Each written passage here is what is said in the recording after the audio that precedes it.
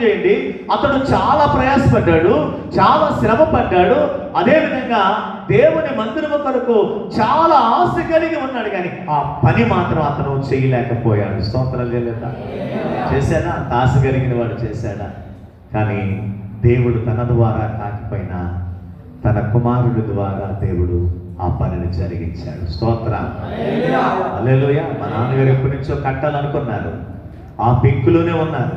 ఆ పెంకులోనే కారిపోతుండేనే, అంతా కూడా కారిపోతుండేది. స్టేజ్ మంచి వర్షం పడితే దారదారలు ఆ పెంకుల్లో నుంచి నీళ్లు కారిపోతూ చర్చ్ అంతా కూడా వరదైపోతూ ఉండేది. ఆయన అనుకున్నారు చాలా సార్లు కట్టాలి కట్టాలి కట్టాలి అని అనుకున్నాడు, కానీ కట్టలేకపోయారు. ఎవరి ద్వారా కట్టించారంటే మన ద్వారా దేవుడు కట్టించారు. స్తోత్రం చెల్లిద్దామా? 2 చేతుల పైకి స్తోత్రం చెల్లిద్దామా? దేవుడు ఎవరి ద్వారా జరిగించాలనుకున్నట్టయితే ఆయన ద్వారా దేవుడు జరిగిస్తాడు. హల్లెలూయా, హల్లెలూయా. మనం